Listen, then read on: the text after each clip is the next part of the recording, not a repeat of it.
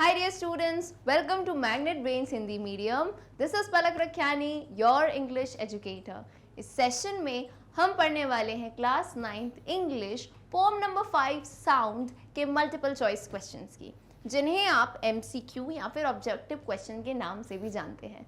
तो मैं बता दूं कि ये वीडियो बिहार बोर्ड के स्टूडेंट्स के लिए तो बहुत ही ज़्यादा इंपॉर्टेंट होने वाला है, बिकॉज यू ऑल नो कि आपके एग्जाम में एक पूरा सेक्शन आता है MCQs का। सो बहुत ही स्कोरिंग होगा ये वीडियो, एंड इसमें मैंने इस पर्टिकुलर पोम के जितने इंपॉर्टेंट MCQ है, यानी जो पहले पूछे जा चुके हैं एंड जिसके आने की जो है ना बोलते हैं संभावना है, उम्मीद है, वो सब डाले हैं मैंने इसमें। सो मैंने तो अपनी ड्यूटी कर ली है भाई। What is your duty as a student? आपको बेटा बने रहना है कॉमेंट सेक्शन में। टोटल 10 नंबर ऑफ क्वेश्चंस हैं। फॉर ईच क्वेश्चन 4 ऑप्शन आपको मिलेंगे, ABCD करके। फटाफट से आंसर बताते रहना है ताकि आपकी जो तैयारी है मेरे साथ ही हो जाए इस पूरे सेशन में। So let's begin with the session quickly. And इस पोम को सबसे पहले तो अच्छे से पढ़ के आना, क्योंकि MCQ में कॉन्सेप्ट क्लियर होना बहुत ज़रूरी है भाई। तुमको क्वेश्चन आंसर में मैं हमेशा कहती हूँ 3-4 लाइन तो लिख सकते हो, लेकिन MCQ में ABCD चारों में से एक ही करेक्ट आंसर होगा। So you should know it very nicely. Now again बहुत ज़्यादा डिफिकल्ट नहीं होते हैं, हर बार कहती हूँ MCQs are scoring. So students do ask कि मैम तैयारी कैसे करें इंग्लिश की और अच्छे से कि we can score very good. So यही मौका है, साथ में MCQ सॉल्व करो ताकि तुम्हारा ये जो पूरा हमने पोम में इतनी अच्छे से मेहनत की है, एक्सप्लेनेशन देखा, क्वेश्चन आंसर, ग्रामर, वो अच्छे से हो जाए। ठीक है, क्लियर है? बिल्कुल सब रेडी है कमेंट सेक्शन में? चलिए कुछ सेकंड्स में दूंगी आपको क्वेश्चन सॉल्व करने को ना, थोड़ी देर में बस वेट करूंगी। कमेंट्स में प्रोसीजर आई थिंक पता ही होगा, लेकिन जिसको नहीं याद उसे बता देती हूँ। क्वेश्चन नंबर लिखना मैंडेटरी है, मैंडेटरी यानी अत्यधिक आवश्यक है, एंड डैश लगा के आप ऑप्शन लिख सकते हो। ठीक है, चलो। The poet of sound is dash. ये जो कविता है हमारी साउंड, इसके पोएट कौन है, कवि या कवित्री कौन रहे हैं? A Rajni Parulekar, B John Milton, C Niradas Suresh या D शेक्सपियर। सो एक्सप्लेनेशन की शुरुआत में या कहीं भी मैं हमेशा कहती हूँ लिटरेचर में, चाहे इंग्लिश हो हिंदी हो, पोएट, पोएटेस, ऑथर, राइटर, इन सबके नाम जानना बहुत ज़रूरी है भाई। डायरेक्ट क्वेश्चन आता है, मतलब ये ऐसी चीज़ है तुम्हारे इंग्लिश में ना जो तुम्हें खुद पुकार पुकार के कहती है कि भाई मार्क्स ले लो। This is something that can give you a lot of marks, but तुमको सिर्फ ना याद करने की ज़रूरत है। ठीक है, तो बहुत वक्त दे दिया, इतना जो पलक मैम बोल रही हैं, इससे I am giving you time so that you can give the answers. Alright, so the poet of sound is, of course it is A Rajni Parulekar. ये हमारी इंडियन पोएट ही है, मराठी में इन्होंने ये कविता लिखी थी जिसको ट्रांसलेट किया गया था, बट मैंने उस वक्त भी कहा था कि तुमको नाम इनका ही ओरिजिनली याद रखना है। She is the poet. Okay, clear है? बिल्कुल। आई होप सभी ने इस पैटर्न में आंसर दिया होगा 1A करके। जिसका गलत गया हो उसको याद रखना है कि भाई अब अपन को पोएट का नाम अच्छे से रिमेंबर करना है। चलिए आते हैं question number 2। The tree was hacked in the dash. ये हमें पता है साउंड किस पे बेस्ड है, पेड़ की कहानी पे, पेड़ की दुख दर्द पीड़ा पे बेस्ड है। सो अब पोम बहुत लंबी नहीं थी तो उसके हर लाइन का एक्सप्लेनेशन देखा था। सो ये बताया गया था the tree was hacked in दी। सबसे पहले तो समझो हैक्ड वर्ड का मीनिंग क्विकली से रिकॉल कराती हूँ। हैक्ड एक तो वो होता है कि हमारा Instagram ID, Facebook ID hack हो गया, दैट इज डिफरेंट। यहाँ पे हैक का मतलब होता है टू कट डाउन या फिर चॉप। बेसिकली अगर अपन हिंदी में बात करें तो किसी चीज को बेरहमी से काट देना। ठीक है, बेरहमी से काटना। सो जो ट्री थी it was hacked in the dash. तो एग्जैक्ट पोम की लाइंस हैं ये, A steel, B trees, C silver या D वुड्स। सो ये डिटेलिंग है, this is something that you need to remember. That's why I say MCQ scoring है, लेकिन पढ़ना तो पड़ेगा ना उसके लिए भाई, है ना? चलो क्या होगा answer? The tree was hacked in the woods. अब इन दी ट्रीज मत कह देना, पोम पढ़ी होगी तो क्लियरली ये पहली ही लाइन थी आई थिंक पोम की, है कि नहीं? The tree was hacked in the woods. The correct answer is option D। आ जाए क्वेश्चन नंबर 3 पे। चलिए, the haws moan and groan in dash. A joy, B sorrow, C desire, D happy. यहाँ पे हाफ्स किसे कहा जा रहा है? हाफ यानी 2 आधे टुकड़े। किसके? पेड़ की जो लकड़ी के जो टुकड़े हैं ना उनकी बात की जा रही है। दे मोन एंड ग्रोन। मोन एंड ग्रोन बेसिकली दर्द भरी आवाजें निकालने को कहते हैं। नॉइस होती है जो कि यूजुअली किस वजह से? दर्द या पीड़ा की वजह से आती है। तो किस वजह से बोलोगे मैम? बेसिक सी बात है, आप दर्द या पीड़ा कह रहे हो, किसी को नहीं भी आता हो वो भी बता दे लेसन में कि इन तीनों वर्ड्स का मतलब होता है खुश होना, जॉय, डिजायर, हैप्पी। सिर्फ बी वर्ड है सॉरो का मतलब दुखी होना, सो यानी B sorrow is the correct answer. Okay, clear है बिल्कुल? चलिए बेटा, number 4, the logs reminisce their past dash.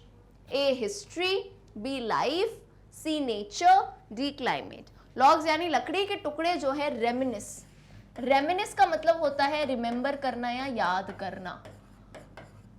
तो जो लकड़ी के टुकड़े हैं अपना पास्ट, अपने अतीत का क्या याद करते हैं? History, life, nature, climate. Very basic है, पास्ट की लाइफ वो याद करते हैं, ठीक है, देयर पास्ट लाइफ, कि कैसे वो पहले खुश हुआ करते थे जब वो एक ही पेड़ थे, अब अलग हो गए, so on and so forth. Okay, चलो, coming to question 5, the tree remembers how the dash tossed it. Answer बताओ इसका जल्दी से।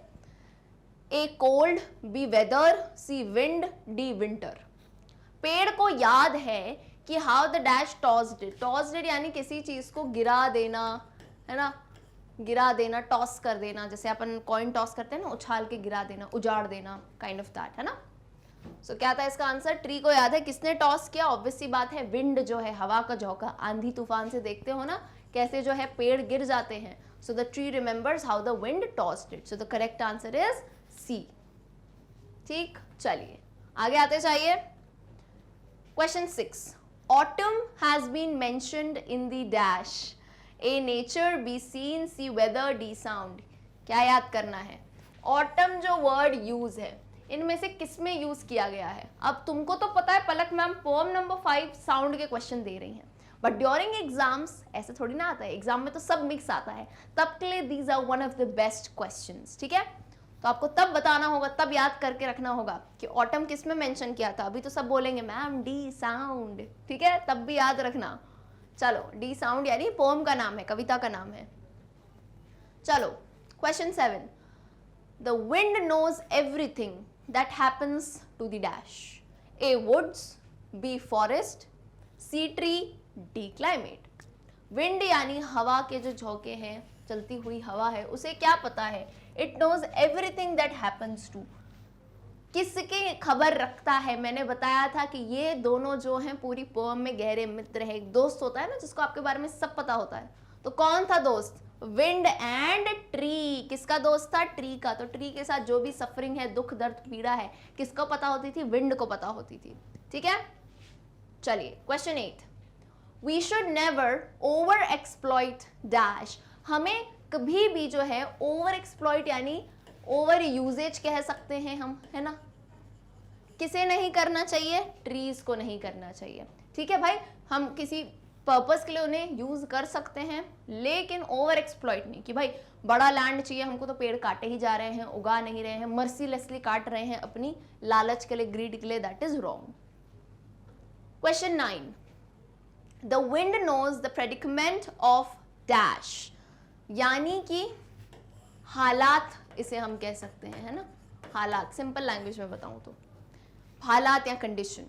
ए land, B weather, C trees, D forest. Without a doubt हमने क्या बताया है, पूरे पोएम में तुम्हें याद रखना है दोनों कौन दोस्त थे? विंड और ट्रीज। तो विंड को पता था क्या हालत है किसकी? पेड़ों की, ट्रीज की। And coming to the last question, cutting of tree compel the halves to dash.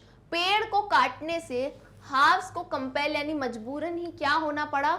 A sorrow, B sad, C happy, D cry. तो यहाँ पे बोलोगे मैम वर्ड्स तो बहुत सारे दुखी से रिलेटेड है, लेकिन हमें पता था कि वो हाफ्स जो है ना क्राई कर रहे थे। कैसे क्राई कर रहे थे? मोन एंड ग्रोन करके वर्ड्स यूज किया गया था, which is kind of a रोना, है ना। रोते टाइम हम आवाज निकालते हैं, दर्द हो रहा है मम्मी, दर्द हो रहा है, ऐसे करते हैं ना, तो इट्स काइंड ऑफ अ मोन एंड ग्रोन। ओके, ठीक है, तो कंफ्यूज मत होना कि मैम सॉरो का मतलब भी वही है, सैड का मतलब भी वही है, लेकिन एमसीक्यू में क्या मतलब है कि आपको चूज करना पड़ता है मोस्ट करेक्ट ऑप्शन। इस चीज को ध्यान रखना। तुम बड़े होके कभी कॉम्पिटिटिव भी दोगे ना, तो ऑप्शंस में क्या करते हैं? They tend to confuse you, they tend to confuse you, same same, पर उसमें भी तुम्हें सिलेक्ट करना होगा मोस्ट करेक्ट ऑप्शन, कि सब में से सही कौन सा, सबसे फिट कौन सा बैठे। भाई सौरों का मतलब भी वही है, सैड का मतलब भी वही है, लेकिन हमें पता है 9 इस आवाज़ों की बात की गई थी, मोन एंड ग्रोन की बात की गई थी कविता में, यानी रोने की आवाज़ें, तो इसलिए हमने क्राई को यहाँ टिक किया है। Okay, I hope it is clear. Hopefully सभी ने जो है सारे आंसर दिए होंगे। सो एट लास्ट एक फाइनल काम अपन करते हैं जो कि क्लास टेस्ट में करते होंगे। ये पलक मैम के साथ मैग्नेट ब्रेन्स का टेस्ट था। स्कोर आपको कैलकुलेट करके बताना है, यानी जितने भी मार्क्स आए हो 8 out of 10, 9 out of 10, 10 out of 10, जितने भी हो डू टेल मी। क्यों? ताकि मैं जब आके आपकी प्रोग्रेस चेक करूं तो मुझे पता चले कहाँ कहाँ आप लोग गलतियां कर रहे हो, है ना, कितनी अपनी जो है तैयारी चल रही है। I hope it is very clear. चलिए, so with this we end the MCQs and poem number 5 that is sound। hopefully सभी के जो है सारे डाउट्स क्लियर हुए होंगे, तैयारी और भी स्ट्रांग हो गई होगी। वीडियो को लाइक एंड सब्सक्राइब चैनल को ज़रूर करें, वीडियो को शेयर भी करें। ये पूरा लेसन हमने कंप्लीट कर दिया है, पूरी पोम्स कंप्लीट कर दी हैं। तो कुछ भी मिस हो गया हो डोंट वरी, डिस्क्रिप्शन में जो है नीचे क्लास 9th प्लेलिस्ट की लिंक दी गई है, वहाँ से आप जाके सभी वीडियो लेक्चर्स देख सकते हैं अच्छे से, या फिर आप हमारे यूट्यूब चैनल पे जा सकते हैं। हमारी वेबसाइट है magnetbrains.com। सभी टाइप के कोर्सेज आपको मिलते हैं, अवेलेबल हैं, that are free of cost. One more thing very important to tell you कि भाई हमारे चैनल पे आपको यानी मैग्नेट ब्रेन्स हिंदी मीडियम पे मिलते हैं एक्सपर्ट टीचर्स द्वारा बनाए गए नोट्स। तो वही नोट जिनको बनाने में आपको बहुत मेहनत करनी पड़ती है, वो मेहनत हमने कर दी है। बस आपको क्या करना है, डिस्क्रिप्शन में नोट्स की लिंक पे जाना है, अपने रिस्पेक्टिव सब्जेक्ट के नोट जो आपको चाहिए वहाँ से आप जाके ले सकते हैं।